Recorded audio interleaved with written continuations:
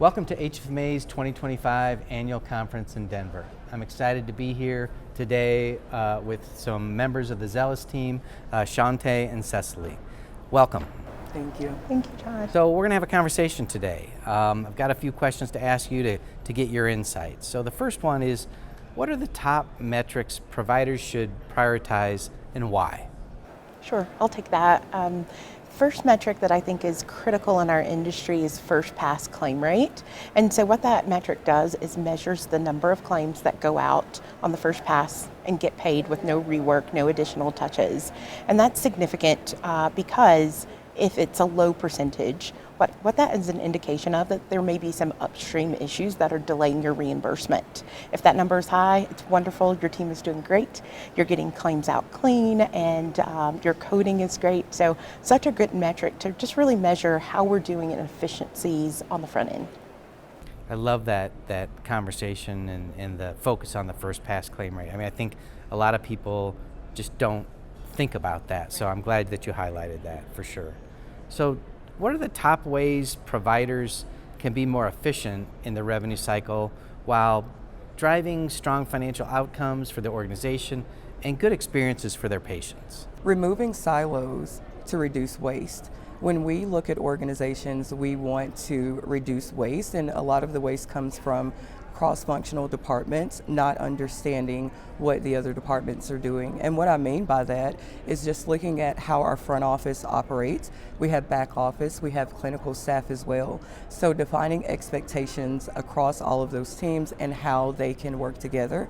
Another good point, Shanta, is a metric that I like to track is the collections at time of service. It's a really good metric for us to track, and it's an indication of how efficient our front office is. And so what that does in the long run is creates trust and balance with our patients and transparency in our industry, I think. Agreed. And I think with removing cross-functional silos, what that does is it creates teamwork. And we know that once we have our teams and we're all working together, of course, we're going to add value to the organization. A lot of times the front office may not understand the day-to-day tasks that they are completing, how it impacts the back office. We may not see the front office interact with the denial management team. And all of those teams cross-functionally bring value to an organization for sure. So breaking down those silos, as you mentioned, really bringing in the team so they understand the full picture. So they're working together, you're creating that positive teamwork and that culture. So that's great, I really love that. And bringing in the idea of focusing in that patient first, that patient facing part of it is where you look at that customer so that they understand that you're thinking about them as well. So that was excellent.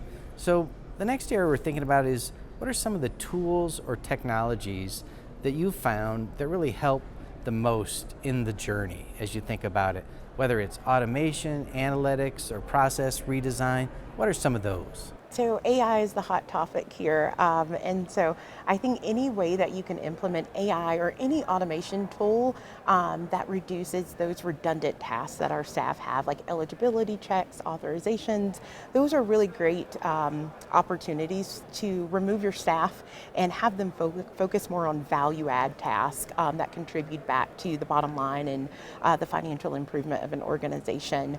And secondly, I think any opportunity to get rid of paper workflows is just another great opportunity, rich opportunity, lots of efficiency that you can gain. If you can get rid of those pesky checks, that's one that we all hate. I think that's a great opportunity to really just automate the payment process, and that makes everyone happy. Yep. You know, one of the things that I like, the tools that I like to use and recommend to RCM teams is a claims analytics tool. We all need to basically have real-time data that we can track, no matter if it's denial trends, financial data that could help anyone from a entry-level user that's looking up claim statuses to even the financial CFO who can go in and track revenue, understand where that revenue is bottlenecked, and create efficient workflows in order to bring the value, have a healthy AR and revenue cycle as well. I think that's a great point. I think any analytics tool that can uncover root cause when you're managing denials is wonderful for the team to take actionable steps that impact the bottom line. And we know our CFOs like watching that revenue, right? That's right. They do. So anything you can do to bring that up makes a big difference. And we want to make sure it's a tool that really zones in for our CFOs, and of course a lot of executives, they want to see exactly where the value is, where are the issues, and then leave it up to the teams to find resolution and how to fix those. So if you're going to give advice to another provider team just getting started, what advice would you offer them to help them build that momentum, get early wins? How do you encourage them, get them started?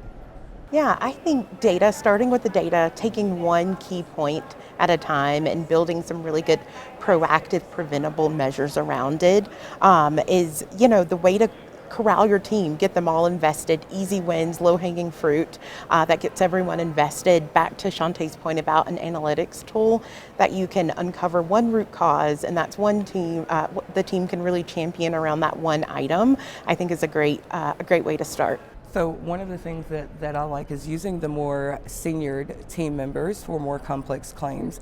That allows us to get the more risky claims out and get those claims paid. And then the low-hanging fruit, of course, that's going to be the smaller claims. They do have less risk there. So I definitely think that would be a greater part. Well, I think that it's that institutional knowledge of those that have been there, understand that they can more effectively work the complex ones. And to your point, is those that are just getting started, it's a way to get their feet wet, be a part of the team, still contribute, and do those things. Well, Shanta and Ceciley, I really appreciate the insights that you shared with us today, and thank you to Zelis for this wonderful conversation. Yeah, wonderful. Thank you, Todd. Thank you. Thanks.